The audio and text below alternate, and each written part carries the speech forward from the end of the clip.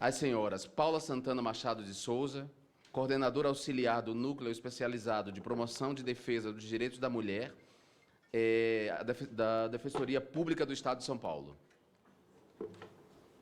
Paula, chegou? Ela deu presente. Bom, então vamos aguardar a Paula voltar. Eu chamo ela para a mesa. Enquanto aguardamos a Paula, eu chamo a Paula. Tá. Convido Raquel Marques, que é diretora-presidente da Associação Artemis, que é um organismo não governamental contra a violência doméstica e obstétrica. Convido Mônica Francisco, representante da Rede de Instituições do Borel e coordenadora do Grupo Arteiras. E, por fim, convido a presidente da ANIS, Instituto de Bioética, Débora Diniz. Então, só convocando mais uma vez, a Paula já está aqui. Estão comigo aqui Paula Santana Machado de Souza, que é coordenadora auxiliar do Núcleo Especializado de Promoção de Defesa dos Direitos da Mulher da Defensoria Pública do Estado de São Paulo. Raquel Marques, que é diretora-presidente da Associação Artemis, uma ONG, um organismo não governamental contra a violência doméstica e obstétrica. Mônica Francisco, que é representante da Rede de Instituições do Borel, do Complexo do Borel, e coordenadora do Grupo Arteiras. E Débora Diniz, presidenta ou presidente da ANIS, do Instituto de Bioética. Eu quero lembrar que foram convidados para essa audiência pública o senhor Djalma Moreira Gomes Júnior, juiz de direito da 2ª Vara do Fórum de Mococa, e o senhor Frederico Lisserri Barrufini, promotor de justiça do Ministério Público do Estado de São Paulo, ambos envolvidos no episódio. O promotor que pediu a esterilização e o juiz que concedeu. E ambos alegaram suas atribuladas agendas para não se fazerem presentes nessa audiência pública que pretende esclarecer esses fatos. Eu comunico aos senhores membros desta comissão que o tempo destinado a cada convidado para fazer sua exposição será de 15 minutos e eu serei um pouco rigoroso, me permitam, meninas, porque a Paula, me parece que ou é a Paula ou a Raquel, pega o voo. É a Raquel, né? Então, para ela não perder o voo, eu vou ser um pouco rigoroso. Caso haja deputados inscritos para interpelar, cada um deles terá um prazo de 3 minutos para fazer interpelação a cada uma de vocês. Lembrando apenas que, no caso dessa esterilização compulsória contra a Janaína não era... O autor da ação é o Ministério Público, e quem foi interpelado pelo Ministério Público foi o município de Mococa. Então, a Janaína foi um mero objeto desse litígio judicial entre o município e o Ministério Público. É importante lembrar que ela foi presa e, quando ela foi fazer o parto, é que a laqueadura foi realizada. Ela alega que não tinha conhecimento e os termos da ação dizem que ela deveria passar pela laqueadura mesmo contra a sua vontade. Então, dito isso, eu passo a palavra primeiro à Defensora Pública do Estado de São Paulo, Paula Santana Machado de Souza. Olá, boa tarde a todas e todos. É uma alegria imensa estar aqui, trazendo esse debate. Muito obrigada, Jean Williams, muito obrigada a todas e todos que estão aqui. E eu sou defensora pública, atuo em São Paulo, sou do Núcleo da Mulher. O Núcleo da Mulher ele tem uma atuação estadual, então nós atendemos todas as demandas referentes à discriminação em relação ao gênero. E o caso da Janaína chegou para nós através da mídia. Nós atendemos Janaína. Janaína é uma mulher negra, uma mulher analfabeta, uma mulher que mora numa cidade muito pequena e é uma pessoa conhecida na cidade por não aderir, né, do ponto de vista de quem opera ali na cidade, aos tratamentos de saúde, enfim, né, a tudo que a cidade para ela oferece. Janaína é vista como uma mulher que não adere e Janaína é vista também como uma mulher que não tem o direito de ser mãe, tanto que todos os seus filhos e filhas foram destituídos e hoje Janaína luta para conseguir ficar com a bebezinha dela, como foi dito aqui, uma bebê que nasceu por um parto de cesárea agendado, não foi um parto vaginal. Janaína em nenhum momento foi questionada que tipo de gravidez e que tipo de parto desejaria ter. Janaína também, a partir do nosso atendimento que fizemos para ela, trouxe que ela não sabe ler, ela só sabe assinar o nome. Então, é muito interessante como a todo momento nós vemos a fala, a afirmação de que o consentimento dela durante o processo validaria supostamente esse tipo de violação de direitos humanos muito grave que aconteceu com Janaína. Janaína diz que não queria fazer a laqueadura. Janaína diz que queria ter outros filhos, porque Mococa nunca deu a ela a chance de ser mãe. Então, Janaína traz esse histórico de que, em nenhum momento, ela traz que ela é dependente química. Ela fala, sim, que tem um uso abusivo de álcool e tem dificuldade em relação a isso. Que ela não adere ao CAPS, porque toda vez que ela foi ao CAPS, havia já uma decisão judicial internando compulsoriamente Janaína. Então, esse é um pouco do histórico da Janaína. Janaína foi ouvida, então, na verdade, ela é ré desse processo, né? Junto com o município, ela é ré também.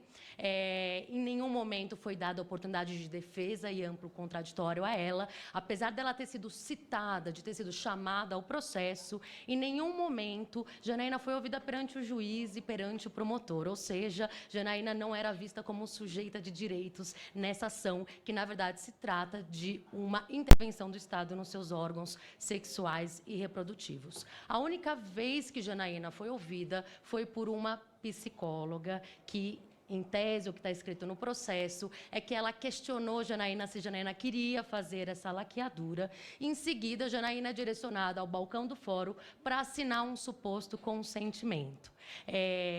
Esse procedimento vai de encontro ao que a nossa lei de planejamento familiar traz. A lei de planejamento familiar é muito clara que a mulher que deseja e tem o direito de desejar fazer a esterilização, se Janaína quisesse, ela poderia ter ingressado com uma ação, caso o SUS não tivesse dado a ela a oportunidade de fazer essa laqueadura, se ela quisesse. Isso é um procedimento normal, a Defensoria atua em diversos casos nesse sentido.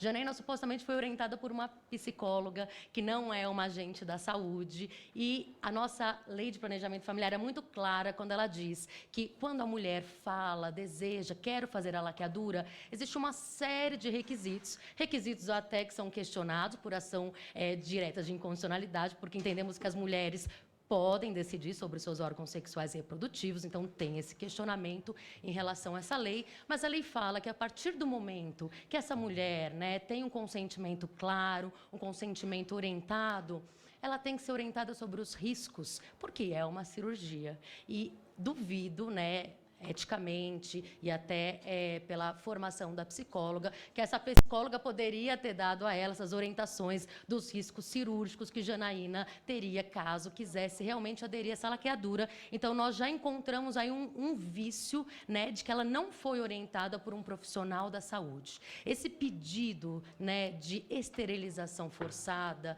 ele não tem respaldo na nossa legislação. Então, esse tipo de ação não poderia existir do ponto de vista jurídico, porque nós não encontramos um respaldo jurídico para esse pedir. Não existe na nossa Constituição Federal essa possibilidade. Não existe na Lei de Planejamento Familiar essa possibilidade. A Convenção sobre a Eliminação de Todas as Formas de Discriminação contra as Mulheres, que é ratificada pelo Brasil, é muito clara quando fala que qualquer intervenção nos órgãos sexuais e reprodutivos das mulheres, principalmente a questão da esterilização, depende de prévio consentimento orientado, consentimento informado, que não aconteceu no caso da Janaína. A Corte Interamericana já julgou um caso parecido como esse de Janaína, em que se define o que é esse consentimento. Não é uma assinatura apenas, né? Tem que ser analisado o caso concreto, porque nós, mulheres, estamos submetidas a inúmeras opressões e vulnerabilidades que vão fazer com que o nosso consentimento, mesmo eu tendo assinado um termo, não seja um consentimento livre, porque eu, muitas vezes, tenho pressões por discriminação de gênero, pelo meu marido, pela questão de raça, pela questão de classe, e a Corte Interamericana já decidiu sobre isso. Então, nós temos também esse precedente que deixa muito claro a impossibilidade jurídica do Estado intervir nos órgãos sexuais e reprodutivos das mulheres. Temos também a recomendação número 24 do Comitê que trata sobre essa convenção, que veda expressamente a esterilização sem consentimento. Então, nós temos diplomas nacionais, Constituição Federal, Lei de Planejamento Familiar, e diplomas internacionais que fazem parte do nosso ordenamento, que vedam expressamente. E é muito interessante que a Lei do Planejamento Familiar, ela traz deveres, mas os deveres que ela traz são apenas para o Estado. Deveres de orientar, deveres de informar quais são os métodos contraceptivos e conceptivos, e, a partir daí, construir com essa mulher um planejamento, caso ela queira ter filhos e filhas, ou caso ela não queira ter filhos e filhas. Questionando Janaína, ela falou que foi oferecido para ela hormônio.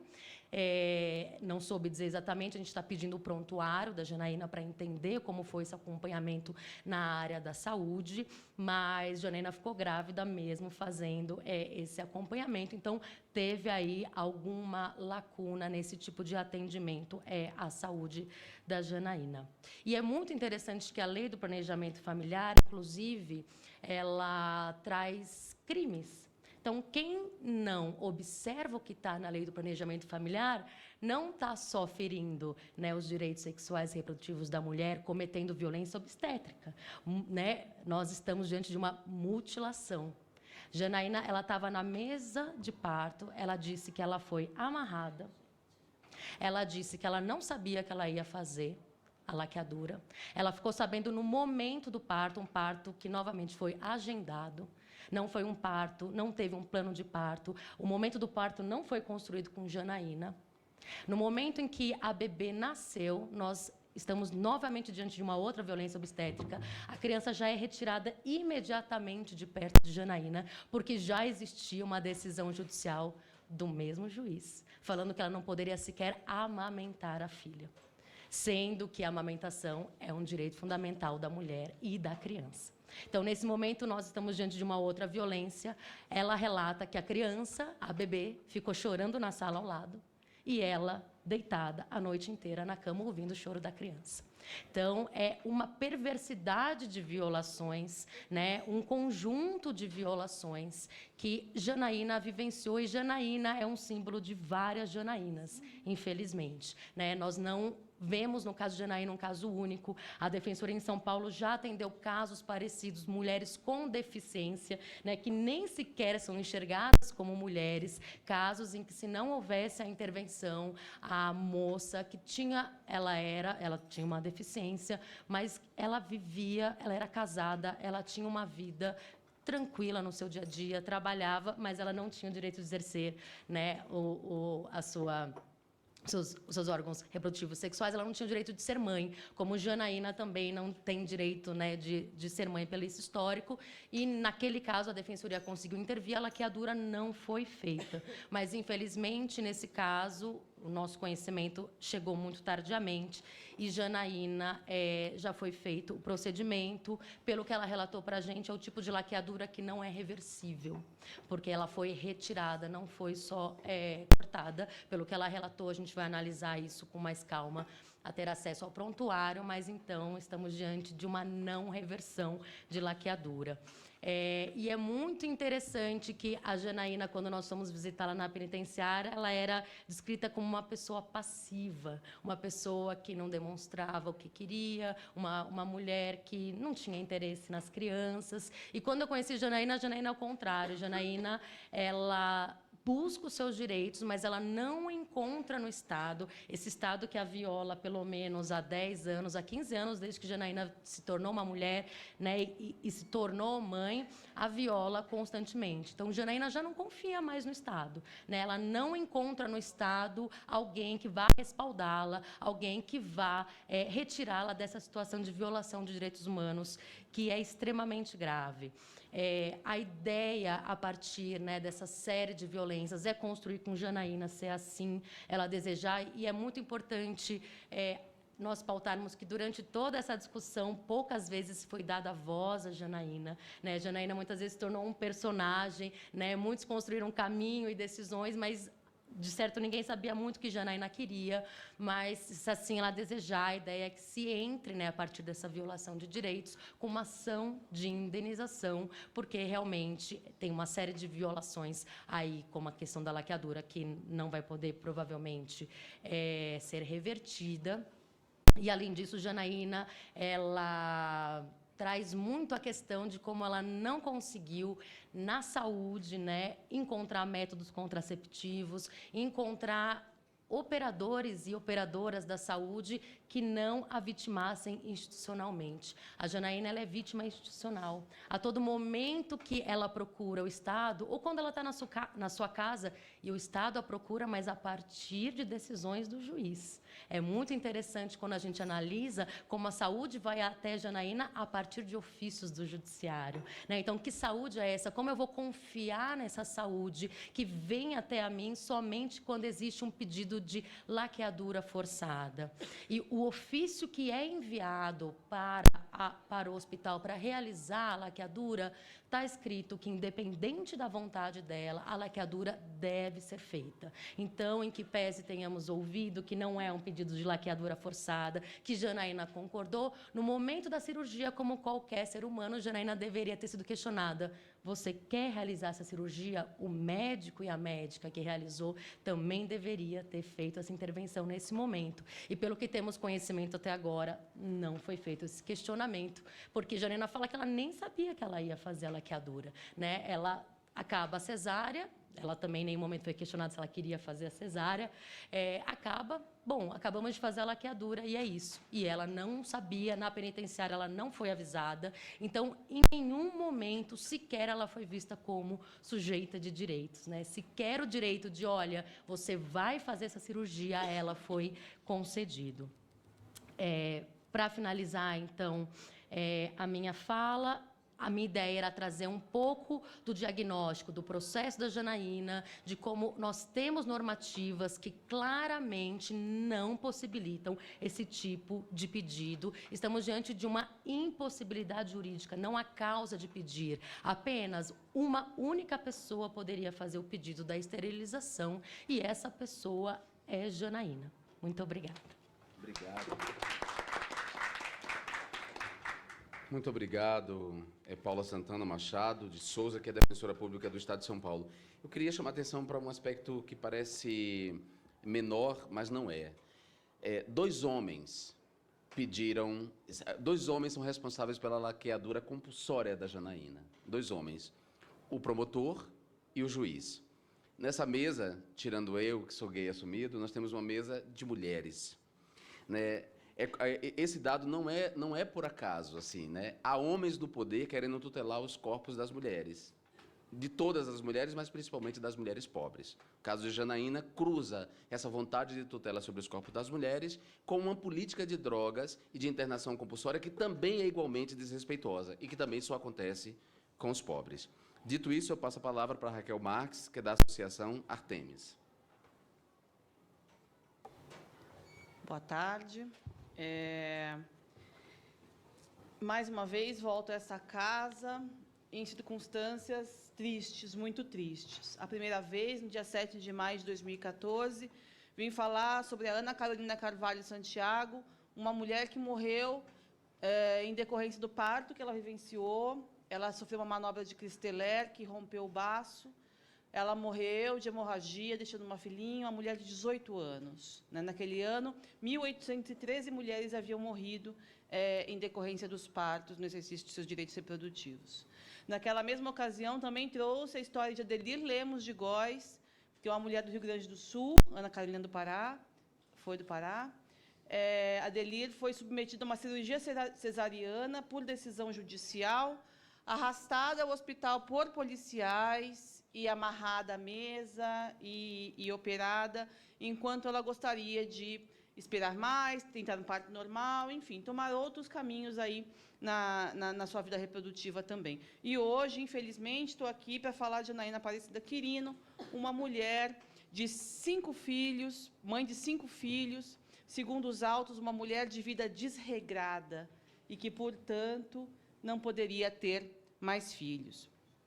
Gostaria de abrir essa fala com uma menção, com uma citação de Milgram. Milgram, talvez vocês lembrem, é um pesquisador americano que fez um experimento do choque, né? Ele convidou pessoas comuns, como eu e vocês, pessoas razoáveis, normais, a dar choque em outras pessoas cada vez que elas erravam perguntas.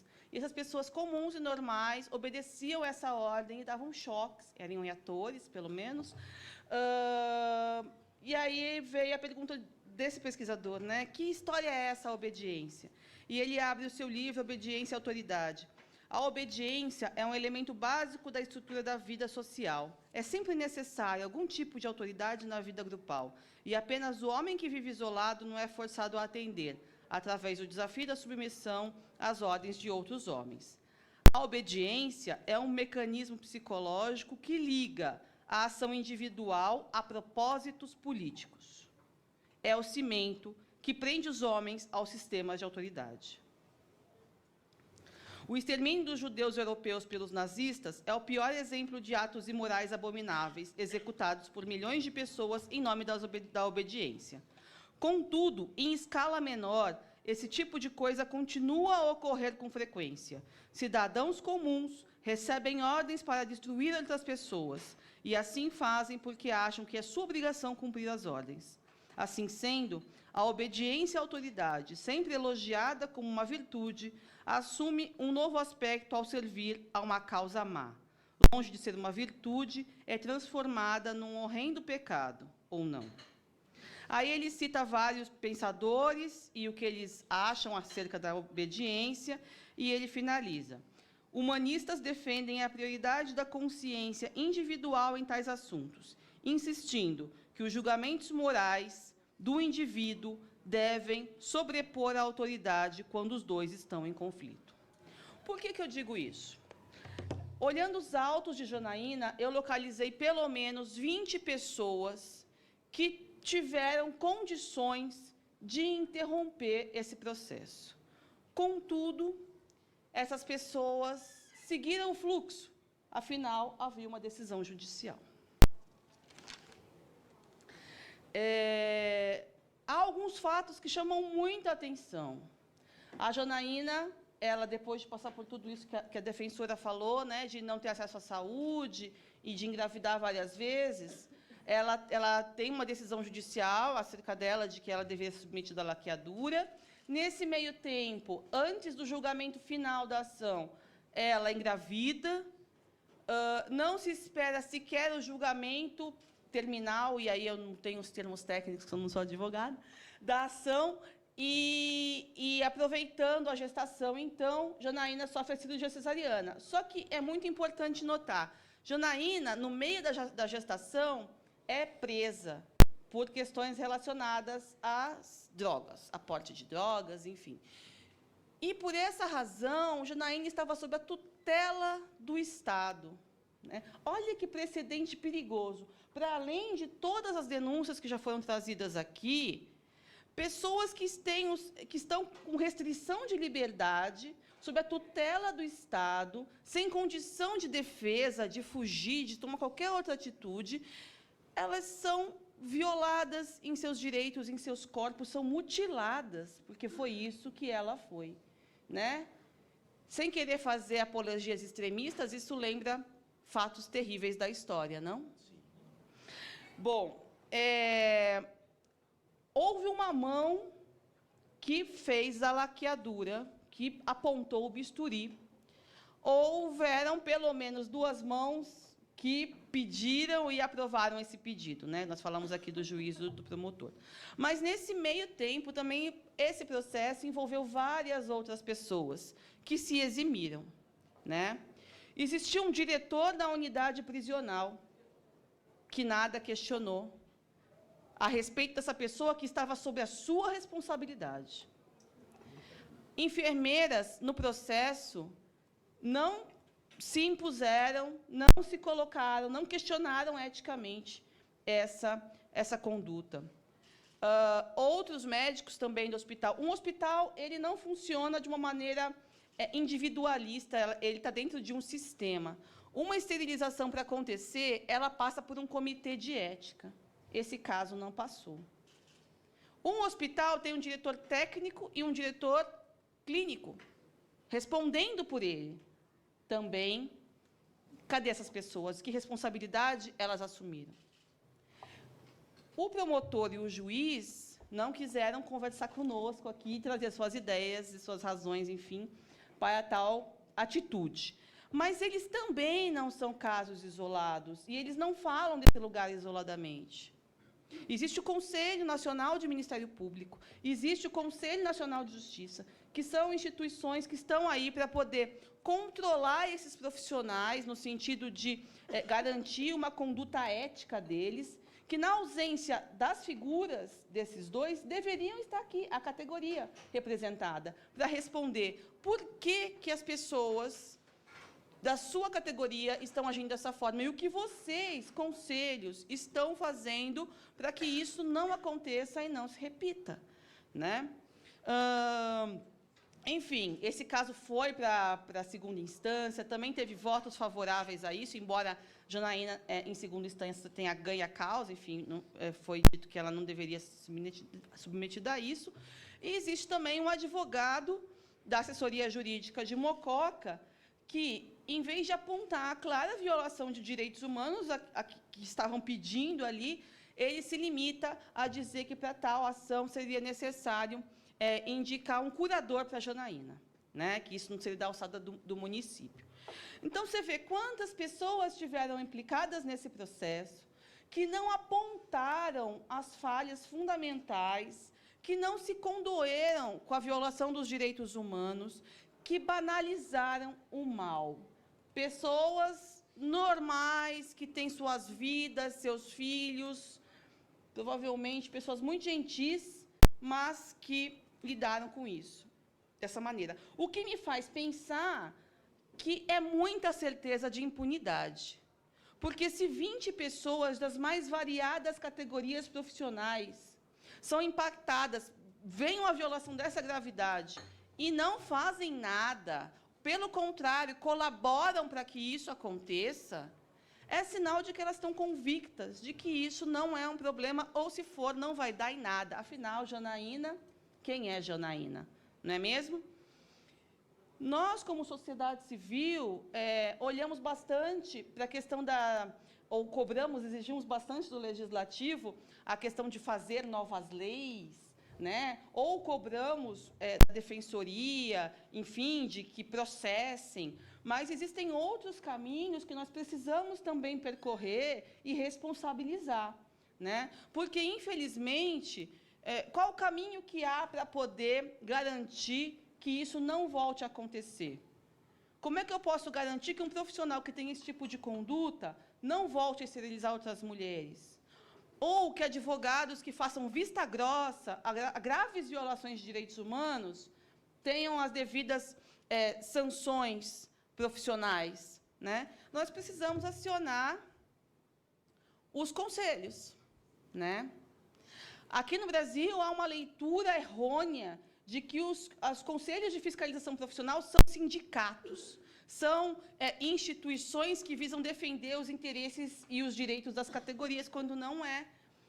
Conselho de Medicina, Conselho de Enfermagem, Assistência Social, o CNJ, sim, o CNMP, sim, a OAB, sim, são organizações a serviço da sociedade, né? São autarquias, são entidades da administração indireta, estão sujeitas a todo tipo de fiscalização, inclusive pelo Legislativo, né? E nós precisamos responsabilizar esses conselhos do que vocês têm feito a esse respeito. Precisamos notificá-los, e esse é o meu pedido de encaminhamento nessa participação, pedir para cada um desses conselhos que tiveram profissionais implicados, né? Tanto os profissionais de fato, quanto o CNJ, a CNMP, enfim, a Secretaria de Segurança Pública, o diretor do presídio, que se investigue e aplique a sanção disciplinar adequada para cada uma dessas ações e omissões. Depois, solicitar também a esses conselhos que emitam normativas, pareceres específicos para casos desse tipo, de maneira a orientar e explicitar que isso não pode acontecer e já definindo eventuais sanções aí para casos futuros, né? E a própria OAB é uma que merece uma atenção especial, porque, no caso, até onde eu sei, os conselhos não foram chamados a se pronunciar, né? Ou se fizeram, ainda não se pronunciaram. Mas a OAB esteve no presídio, falou com Janaína, e a resposta, a notícia que eles trazem para a sociedade é de que não havia violação nenhuma, de que estava muito tranquilo. E mesmo que Janaína tivesse consentido com tudo isso, o procedimento já está em desacordo com a Lei de Planejamento Familiar, porque jamais poderia ter sido feito durante cesariana, né? Então, não tem como.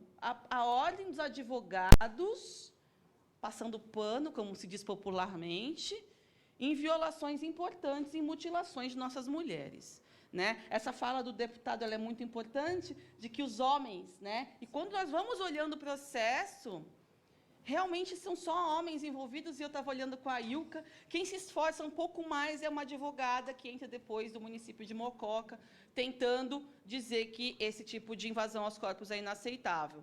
Mas parece que quando não é uma pessoa do sexo feminino, há entendimento de que realmente esterilizar uma mulher é algo de menor valor. Então, senhor deputado, senhora defensora, conto também com a colaboração de vocês nesse sentido, desses encaminhamentos, porque nós precisamos criar o hábito e responsabilizar os conselhos profissionais, porque a sociedade não tem como penalizar, não tem como impedir que um profissional que tenha más condutas pare de atuar, exceto por esse caminho. E se nós não criarmos fatos, não notificarmos, acontece o que muitas vezes acontece nas casos de violência obstétrica, né? Não chega relato nenhum para nós. Então, para nós, não existe violência obstétrica, porque ninguém conta nada, ninguém denuncia nada. Precisamos denunciar tudo e muito, né? Não adianta ficar, corporativista, não vai acontecer nada. E cobrar também, porque é o braço do Estado através da administração indireta, não é sindicato. Obrigada.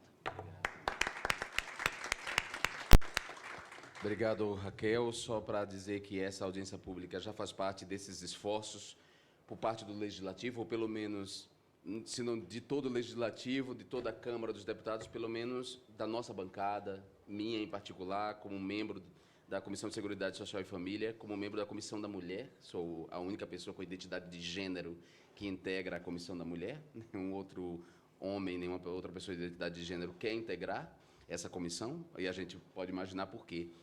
Duas expressões me saltam da sua fala, e eu vou comentá-las muito rapidamente. A primeira é violência institucional, né?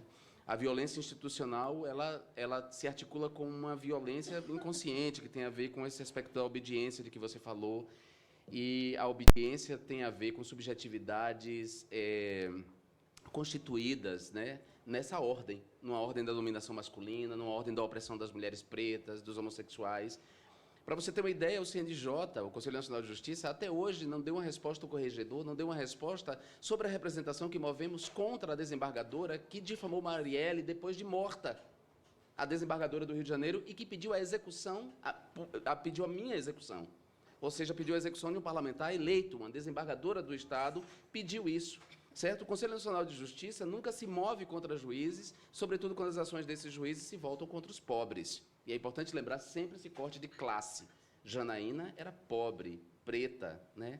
Esse aspecto. E a outra questão é a eugenia, porque essa é uma prática de eugenia. A Paula, a defensora, trouxe o caso também de uma mulher deficiente que foi esterilizada compulsoriamente. Na Bahia, um deputado estadual chamado Roland Lavigne, nos anos 90, esterilizou várias mulheres indígenas, oferecendo serviço, assistencialismo para elas. Quer dizer, na perspectiva dele, o argumento dele era que estava prestando assistencialismo para mulheres com muitos filhos e que ele foi lá e ofereceu esterilização para essas mulheres, né? E nunca houve uma punição. Bom, dito isso, eu passo a palavra a Mônica Francisco, coordenadora do Grupo Arteiras. Doloroso, né? Boa tarde a todas e todos. É um prazer e, ao mesmo tempo, uma dor estar numa audiência como essa. Eu que também compus a equipe do mandato da vereadora Marielle Franco, executada, mulher negra, periférica, fazia parte da equipe de atendimento da Comissão de Defesa dos Direitos da Mulher, da qual Marielle era presidenta, e atendemos diversos casos de violação contra as mulheres e, na sua maioria, mulheres negras, casos de feminicídio, enfim.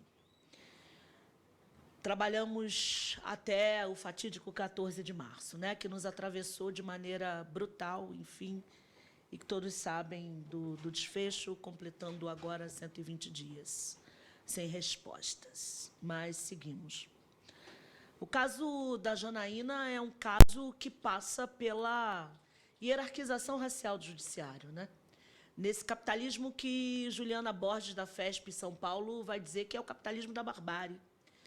Dessa relação em que um corpo negro, feminino, um corpo que é, né, na fala da defensora Paula Santana e do deputado Jean Willis, um objeto, uma peça, né, assim éramos chamados de peças, objeto, uma simples peça num jogo político, judicial e macabro dentro do sistema de saúde.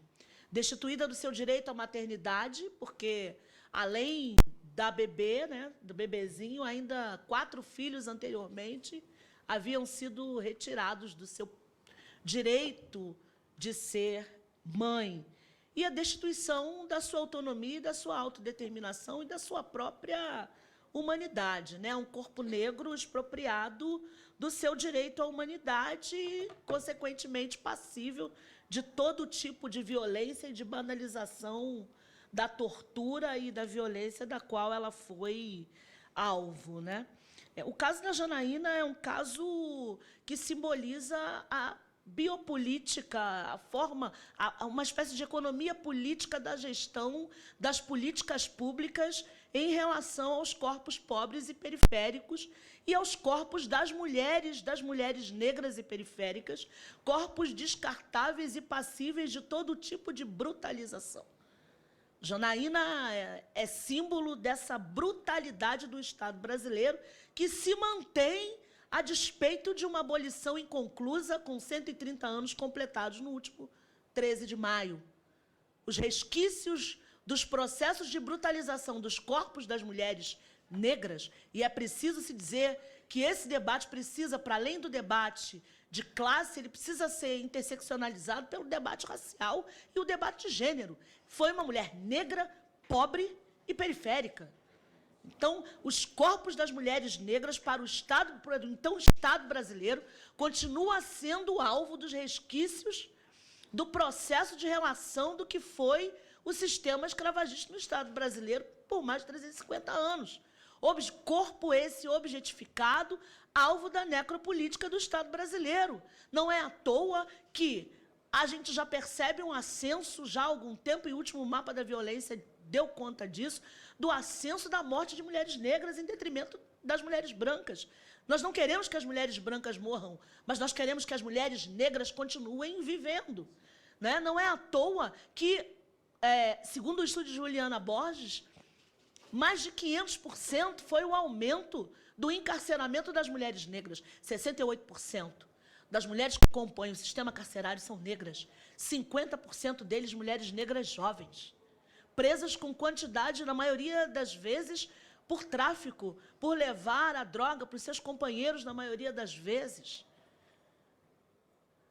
Corpos que são expropriados, mais uma vez eu digo, da sua humanidade, que são alvo dessa brutalização, do superencarceramento, nessa política de eugenia, de extermínio, de invisibilização e de assassinato e genocídio da população negra. Não é à toa que as mulheres negras vêm aumentando o número de mortes, paralelo e par e passo com o aumento do genocídio da população jovem negra, que em 2016 contabilizou mais de 60 mil corpos negros mortos nesse Estado brasileiro. Janaína é símbolo do racismo institucional que perpassa por toda a estrutura e a superestrutura do Estado brasileiro. Janaína, e não só Janaína, mas o caso de Janaína, ele emerge né, por um descuido e chega até nós por um descuido, porque tantos outros casos pregressos, com certeza, existem e não chegam para nós. E o caso de Janaína emerge das sombras e nos dá conta do quanto ainda nós somos alvo, e creio, infelizmente, né, que ainda continuaremos sendo alvo dessa judicialização da vida de um judiciário branco, masculino, que tem, ultimamente, né, tido um comportamento completamente adverso do que se espera do sistema judiciário no mundo inteiro. E que dá conta não só da judicialização da vida, do Estado penal e de um Estado que usa a necropolítica como política cotidiana na gestão da pobreza, tendo ainda o ódio aos pobres, o ódio aos negros, a vergonha dos negros, num país que dava conta de que, em 2012, nós teríamos 98% de brancos e 2% de indígenas amarelos.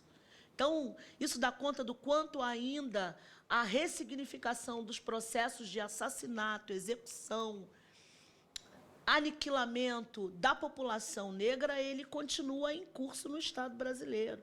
Então, é necessário que a gente, para além das denúncias, e aí pensando no encaminhamento à mesa, a Defensoria, a Câmara, na pessoa do deputado presidindo essa audiência, que se acione as cortes internacionais, assim como houve o acionamento das cortes internacionais no caso de Maria da Penha, tão emblemático para nós, que nós possamos pedir com rigor o pronunciamento e ação das instituições de classe, como muito bem pontuou Raquel Marques.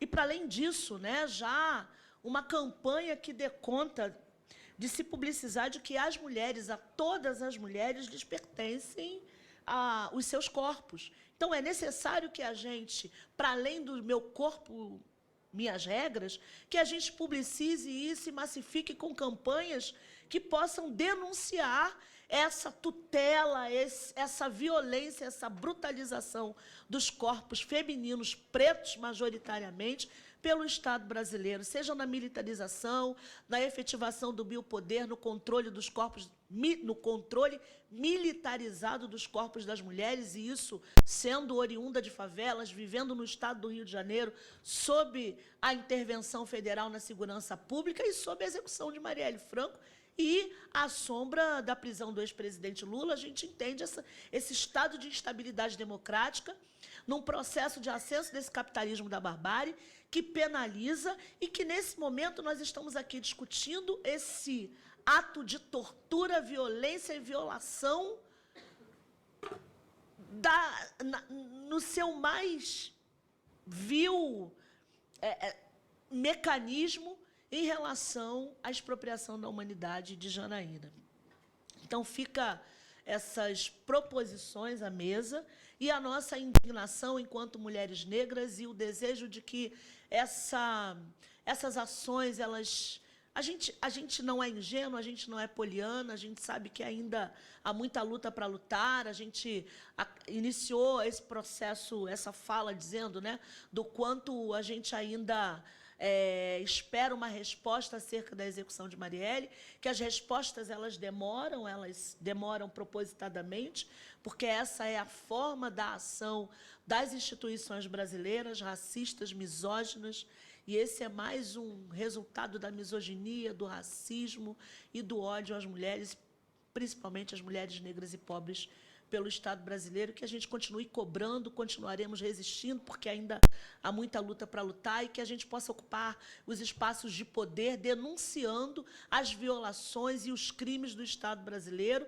e dos seus agentes que estão dentro das instituições, seja das instituições prisionais, das instituições de saúde, do judiciário, em todas as suas instâncias, ainda cometendo crimes impunemente. Então, que a gente possa ocupar esses espaços para denunciar, para usá-los como ferramenta de conquista e de efetivação dos direitos das mulheres, do direito das pessoas LGBT, de todas as pessoas, mas principalmente no direito à vida. Obrigada.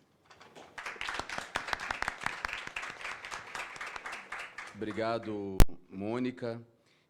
De fato, a gente sabe que a política de guerra às drogas e a política de encarceramento, que atinge, sobretudo, os pobres, os pretos pobres, as mulheres pretas, os semi-analfabetos, são políticas de gestão da pobreza desse Estado cada vez mais neoliberal.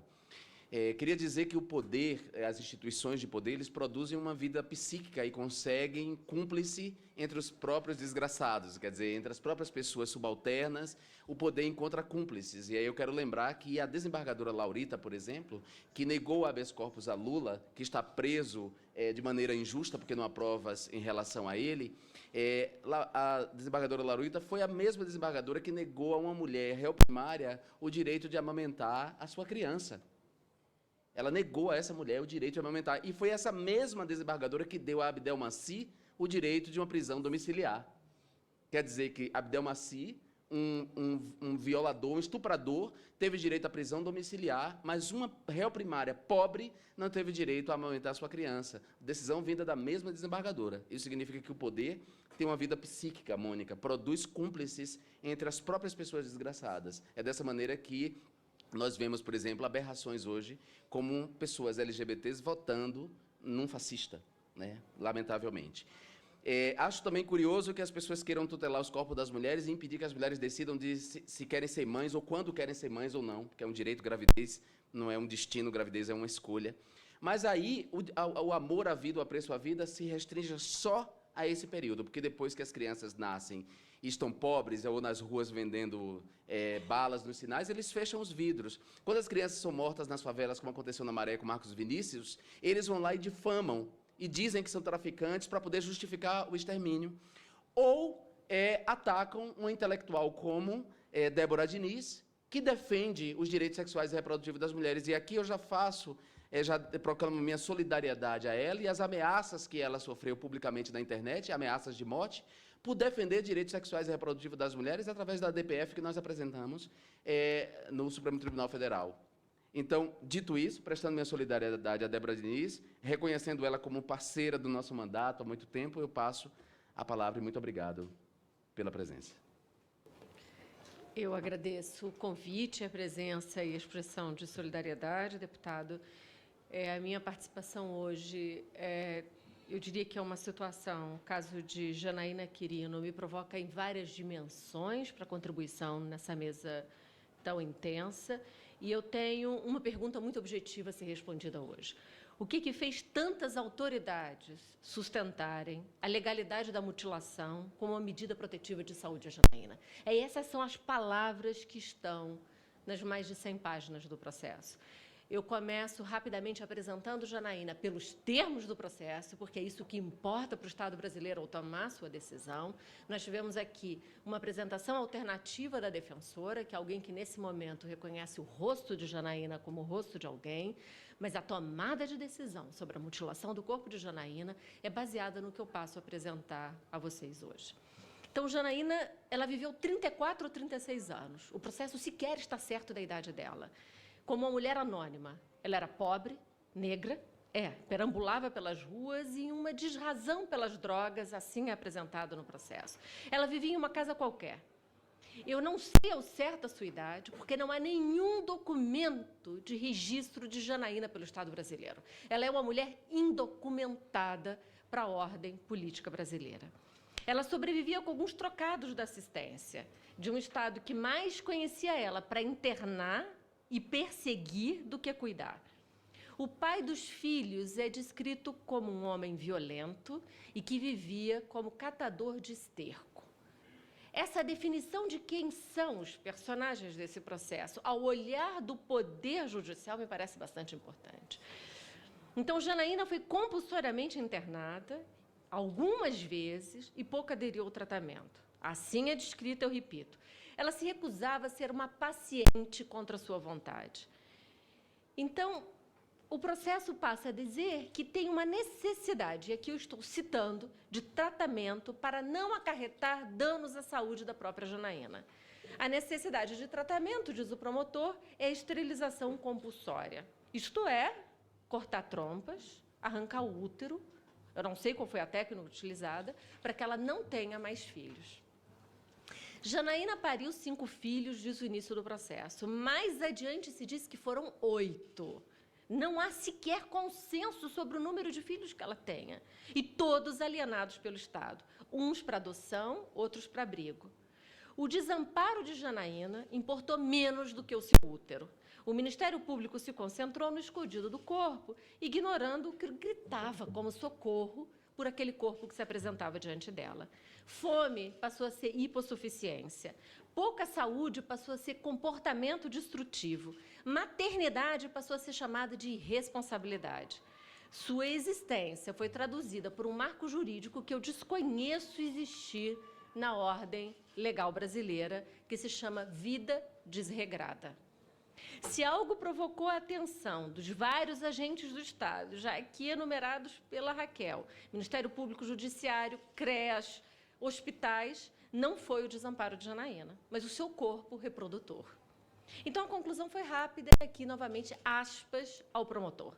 Não resta alternativa, isso é muito importante, não resta alternativa, se não compelir o município de Mococa a realizar a laqueadura tubária. Eu preciso repetir algumas vezes, não resta alternativa dentro dessa mulher. Entre junho de 2017 e fevereiro de 2018, promotores, juízes, advogados, assistentes sociais, psicólogos, enfermeiros, médicos passaram pela vida de Janaína. Foram raros os personagens, eu faço menção à advogada, que é uma primeira e única voz solitária a dizer, peraí, isso parece eugenia, isso parece controle de natalidade, mas ela foi ela foi totalmente ignorada no processo. Nos meses que obrigavam Janaína a comparecer a centros médicos e perícias judiciais, se esqueceram de cuidar da saúde dela, e ela ou já estava grávida, e pelas contas que eu faço de um período gestacional, ela já estava grávida, e ninguém se preocupou em fazer a pergunta sobre ela. Ao contrário, há afirmações no processo dizendo ela tem um buchinho, mas não parece estar grávida, ou seja, um total descaso pela existência. Então, de paciente ao fim do processo, ela se torna mulher presa por poucas gramas de cocaína como usuária. Então, aqui eu lanço a minha pergunta, o que faz tantas autoridades, não é pessoas, é autoridades do Estado, a não estranharem o que estavam movendo nesse ciclo de perversão? Houve, nessas vozes perversas, quem justificasse o caráter compulsório da esterilização como direitos sexuais e reprodutivos das mulheres. Houve outros que falaram em dignidade humana para Janaína. E muitos falaram em proteção ao planejamento familiar, para esterilizar Janaína. Eles diziam, Janaína deve ser protegida do seu próprio corpo reprodutor. Por isso não importa essa conversa nesse momento, se houve alguma ocasião em que Janaína consentiu ou não. Porque é uma frase do Estado brasileiro dizendo, contra sua vontade ela vai ser mutilada. Essa me parece uma total perversão de retorno à vítima sobre uma confusão de qual seria a sua posição. Não importa o que ela possa ter dito pela voz filtrada de agentes do Estado, está escrito como uma determinação que, contra sua vontade, ela seja esterilizada. Então, a minha tese ela é muito simples. Pela reprodução, Janaína deixou de ser um corpo ignorado, o corpo negro que perambula pela rua de uma mulher pobre, e passa a ser um corpo insuportável às políticas de regulação da vida. Como mulher ignorada pelo Estado, sua fome e adoecimento não importavam. É só uma vida desregrada. Ignorada, Janaína era esse corpo negro que todos os dias encontramos. E que, sem documentos, nem como estatística, ela seria para o Estado brasileiro. Seria uma indigente. Agora, quando ela é engravida e ela tem filhos, seu corpo se torna insuportável aos poderes que regulam quais vidas podem ser vividas. Então, não é esse corpo que é celebrado pela maternidade, pela reprodução, que se persegue pela criminalização do aborto. Ao contrário, Janaína é o corpo insuportável, se grávido, abjeto para a reprodução da vida. Por isso, não resta alternativa, diz o promotor e o juiz, senão mutilá-lo. Então, o corpo de Janaína ele é complexo para nomear a origem do ódio. Ele é negro, ele é pobre, ele está na rua, ele é adoecido. A misoginia, a racismo, a desigualdade de classe, a rechaço a quem está em sofrimento mental. A matéria de Janaína é resultado de múltiplas camadas de desamparo, o que não significa concordar com o sentenciado por uma das autoridades do processo, que diz, e aqui eu abro aspas, trata-se aqui da chamada, ele põe aspas, culpa anônima, sem necessidade de individualização em relação a um determinado agente estatal, afirmou o promotor. Ele está errado. Não há isso de culpa anônima. A responsabilidade com a assinatura do poder a cada página do processo. São autoridades da política da vida que perseguiram o corpo de Janaína e o mutilaram. O promotor que classifica como vida desregrada. O juiz que assente a vida desregrada. A psicóloga que se submete, aspas, a verificar a volição para a cirurgia. A assistente social que inquiriu a sua intimidade doméstica. Então, como é que eu explico o ódio ao corpo de Janaína? Pela transformação do cinismo do desamparo de todos nós em amparo destruidor de alguns. Se há cinismo compartilhado, a frágil existência de mulheres como Janaínas, que nos fazem fechar o vidro, porque nós não queremos a criança negra nos vendendo balas, que nos fazem ignorar que há pessoas perambulando pela rua, a ignorar que os presídios estão com milhares de mulheres negras, a ignorar que a criminalização do aborto ela tem cor, classe, região. Esse é o cinismo partilhado, mas o amparo destruidor não é de todos nós. Então, não somos todos que transformamos o cinismo em destruição. São os racistas, são os sexistas, são os homofóbicos, os fanáticos, os que perseguem uma política excludente para a vida. A da branquitude burguesa e saudável. São eles, os fanáticos, os que transformaram o cinismo do desamparo em amparo destruidor. É o amparo destruidor que levou as autoridades do Estado a descreverem a mutilação de Janaína como medida de proteção a direitos fundamentais, em particular as suas necessidades de saúde.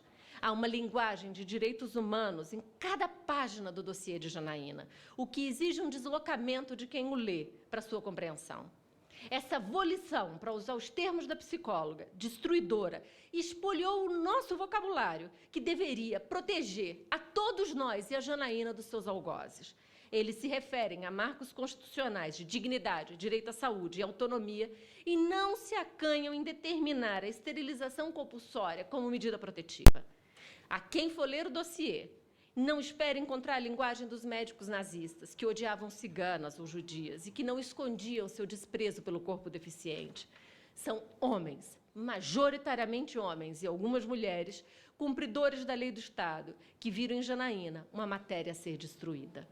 A fúria persecutória de 8 meses a essa mulher é entrecortada por expressões de virtuosidades daqueles que creem não restar alternativa. Não há estranhamento mútuo entre os poderes, o que é a razão dessa audiência pública. É um momento de um estranhamento público, de um grito de dúvida sobre o que nós lemos nessas páginas. É preciso, deputado, repetir sempre, assim, outra alternativa, a mutilação das mulheres. Muito obrigada.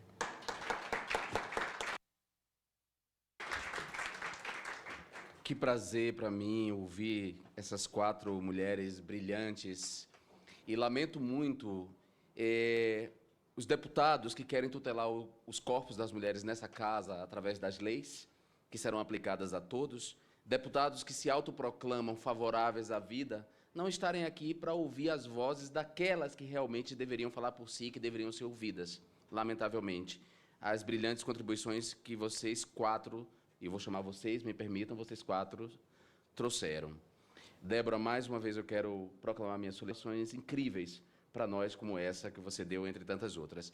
Eu pergunto à plateia, à audiência, se alguém quer fazer alguma pergunta às comunicadoras dessa audiência pública. Se quiserem, podem fazer ou algum comentário antes de eu passar para as considerações finais.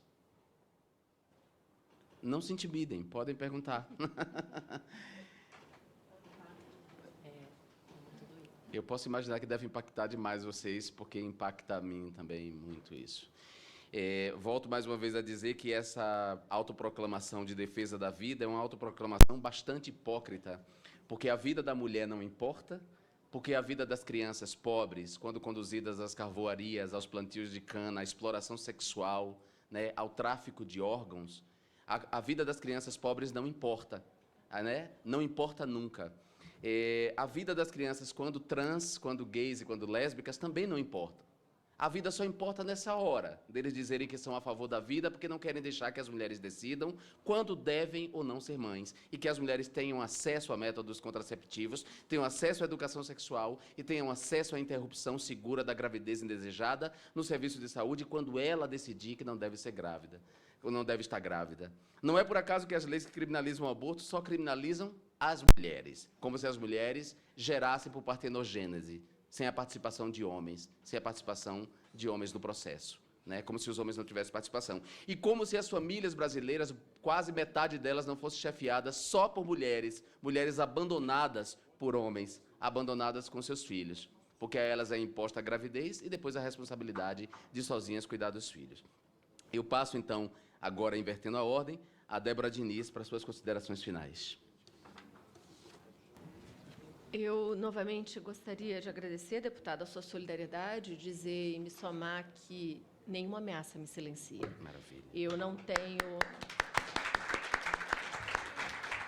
É ao contrário, né? Nós voltamos mais fortes e voltamos juntos. Voltamos nós 5 juntas aqui nessa mesa. Nós 5 juntas. É isso aí. Muito obrigado. Mônica, suas considerações, minha amiga.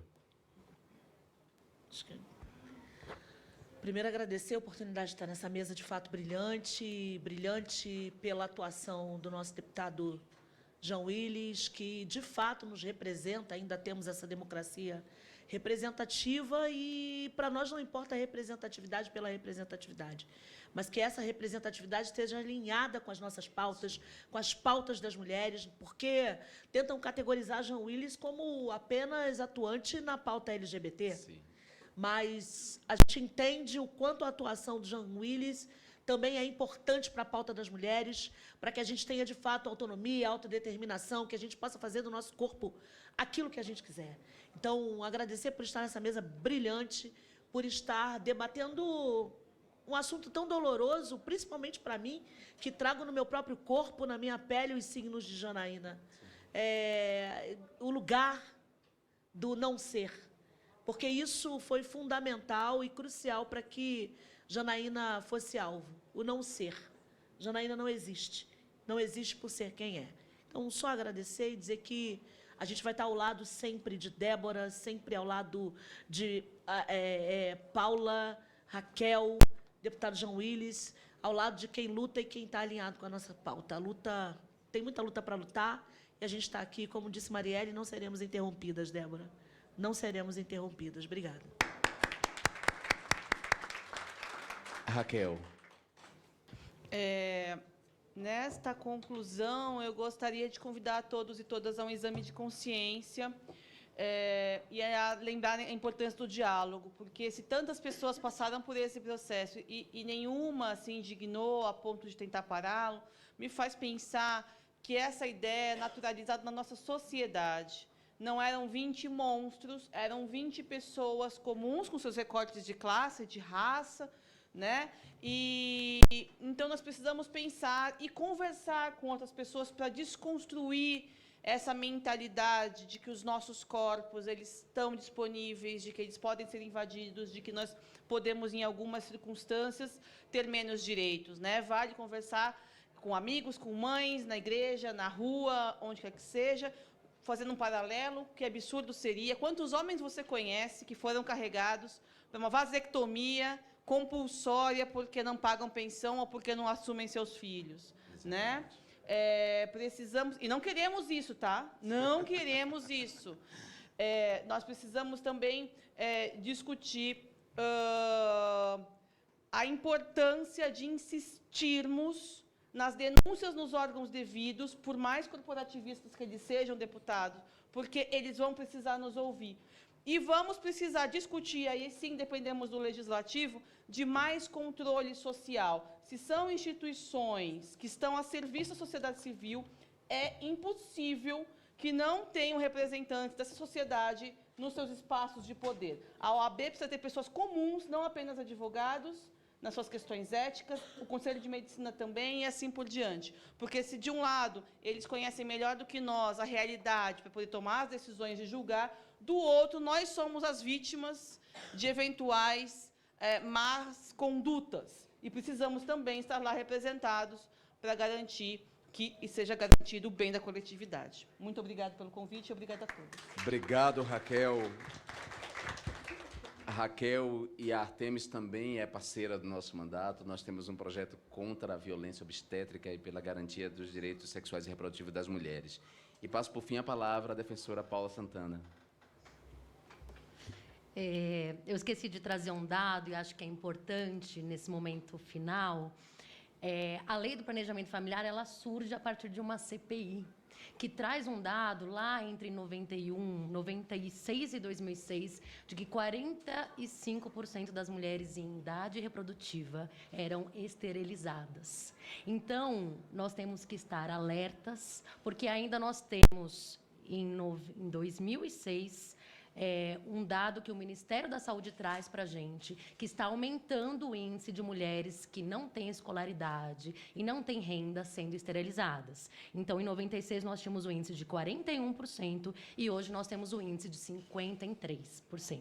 Então, essa demanda existe, essa violação gravíssima de direitos humanos existe. Então, nós temos que exigir também que pesquisas como essa sejam feitas pelo Ministério da Saúde, porque nós precisamos visibilizar, infelizmente, essa grave violência que acontece, que muitas vezes é dito que não acontece, é exceção, que isso aconteceu só com Janaína, porque Janaína sequer é um ser humano, né? Eu acho que é isso que a gente tira desse processo. Janaína não é cidadã para quem julgou, para quem fez a denúncia, para quem fez o processo, para quem, enfim, não deu a ela esse direito de ser mulher e de ter os seus direitos ali assistidos. E muito obrigada por esse momento, esse aprendizado, e caminhemos e estejamos sempre alertas. Obrigada.